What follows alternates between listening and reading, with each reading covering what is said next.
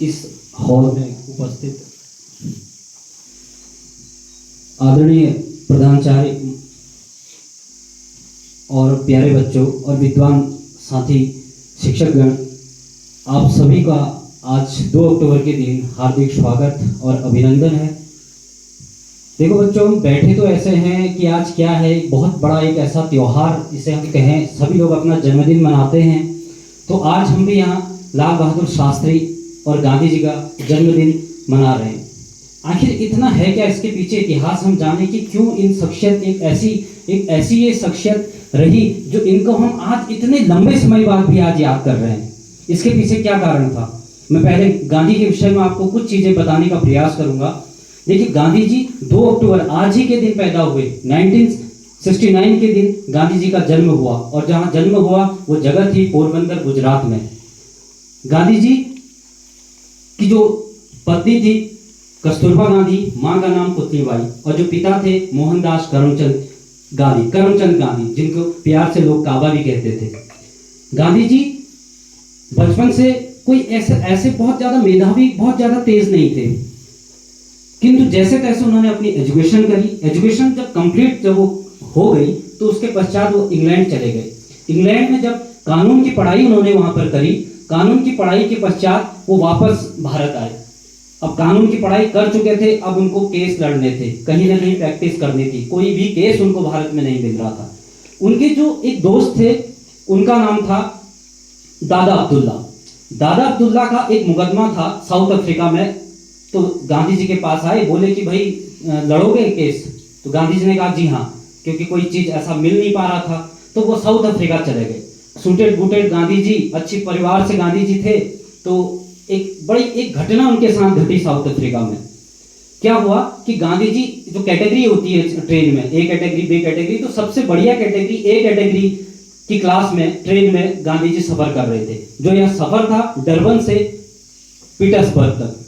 तो उस ट्रेन में चढ़ गए गांधी जी। जैसे ही गांधी जी चढ़े थे, कुछ दूरी चले ही थी ट्रेन कि गांधी जी को ट्रेन से धक्का मार के फेंक दिया गया, और वह रेलवे स्टेशन था मॉरिस पीटर्सबर्ग रेलवे स्टेशन पर गांधी जी को फेंक दिया गया। गांधी जी एकदम से स्तब्ध रह गए कि आखिर ये हुआ क्या मेरे साथ। मेरे पास टिकट भी था, वेल सूटेड बूटेड भी मैं था, आखिर ऐसा क्यों कर दिया मेरे साथ। बड़ी कड़ाके की ठंड वो उस समय पर थी और रात भर उसी प्लेटफॉर्म पर बिल्कुल ऐसे पड़े रहे। अब जब गांधी ने एक बड़ा सा धक्का उनको ये लगा, ये धक्का ये क्या लगा कि अगर मेरे साथ ऐसा भेदभाव हो रहा है तो और भारतीयों के साथ क्या भेदभाव होता होगा। जैसे कि कहते हैं कि ये क्या चीज रही, जैसे एक किसी मेढक को अगर हम पानी में अगर रखें और उसको नीचे से हल्की आंच में गर्म करें तो उस गर्मी को थोड़ी देर के लिए अडॉप्ट कर लेगा, थोड़ा सा और गर्म करें फिर अडॉप्ट कर लेगा, और एक बार आंच बहुत मैक्सिमम अगर हम बढ़ा दें तो फिर क्या होगा, वो उससे रिएक्ट नहीं कर पाएगा और बाहर नहीं जाएगा, और वहीं पर क्या हो जाएगा, खत्म हो जाएगा। अगर हम तुरंत उस आंच को अगर तेज कर दें तो मेढक क्या होता, पहली बार नहीं निकल जाता। मतलब कहने का तात्पर्य यह है, गांधी जी ने तुरंत रिएक्ट किया इस घटना के बाद कि आज वहां पर उनका एक बहुत बड़ा पुतला, उनका एक स्टेचू आज वहां पर बनाया गया है साउथ अफ्रीका में। तो गांधी जी ने साउथ अफ्रीका में फिनिक्स फर्म की स्थापना करी, टॉलस्टॉय फर्म की स्थापना करी, बहुत सारे ऐसे कानूनों के खिलाफ वो लड़ते रहे।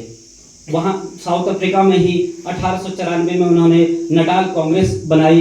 इसके साथ साथ इंडियन ओपिनियन एक अपना पत्र निकाला। वो जो पत्र था, उस पत्र में सभी भारतीयों को ये था कि आप अपनी अपनी राय दीजिए जिसके खिलाफ हम अंग्रेजों से लड़ सकें। इस तरीके का कार्य गांधी जी ने किया।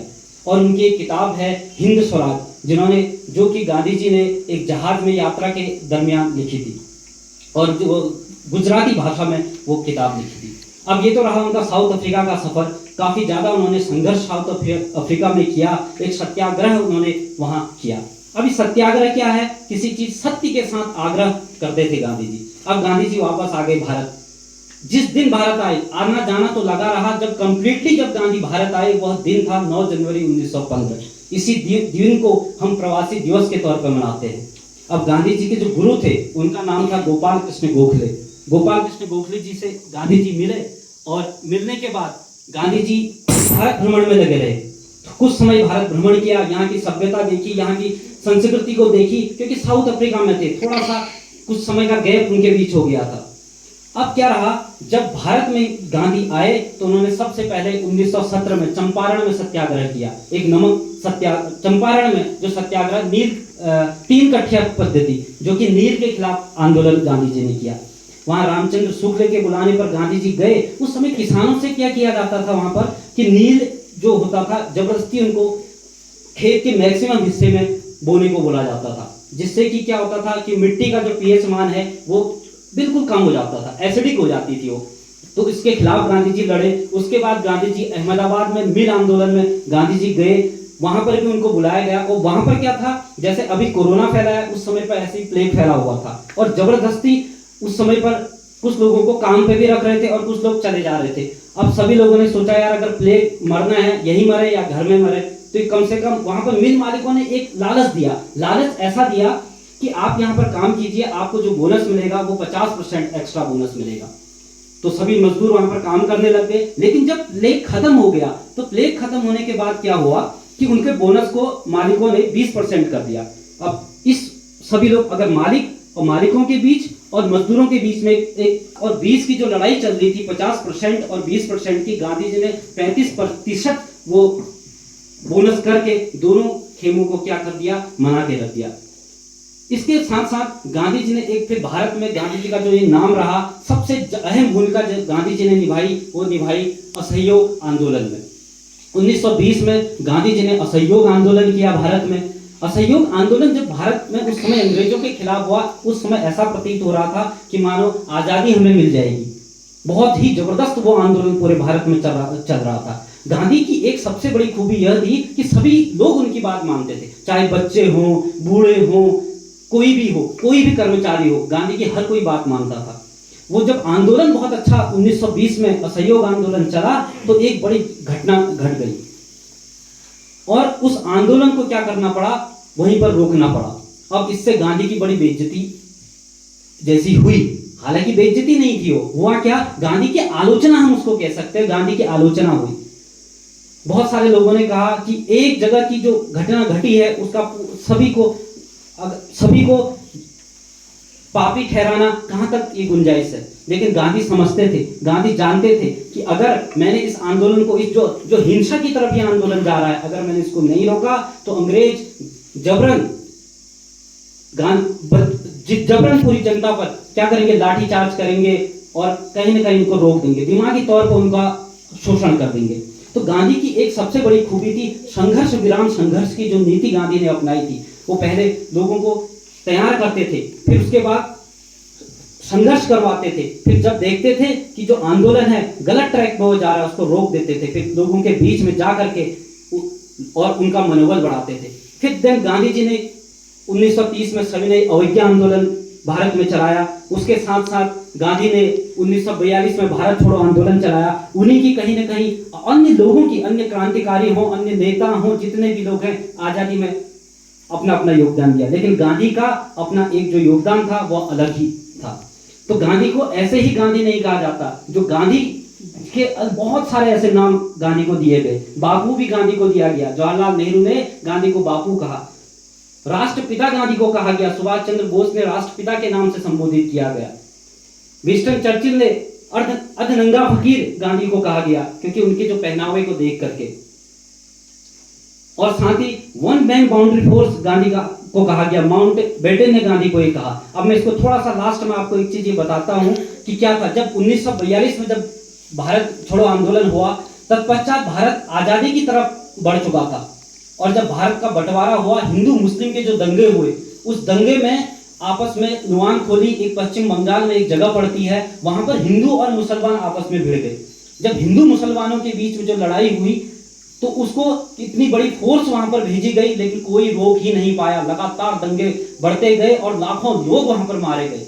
फिर गांधी एक अपना वही जो हथियार उनका था, डंडा, एक तो हथियार कहें उनकी जो अहिंसा का नारा, और एक उनका जो अपना छोटा सा अपने एक लट्ठी लेकर गांधी जी वहां पर पहुंच गए और प्यार से जनता को समझाया। जो वो लाखों की सेना नहीं कर सकी, गांधी जी के 2 शब्दों ने उस जो हिंसा वहां पर हो रही थी उसको रोक दिया। तब माउंट बेटन उस समय के जो वायसराय थे, तब गांधी को कहते हैं वन मैन बाउंड्री फोर्स, एक ऐसा आदमी जिसने पूरे के पूरे आंदोलन को रोक दिया। तो बच्चों, ये गांधी के विषय में मैंने कुछ प्रयास किया आपको बताने का।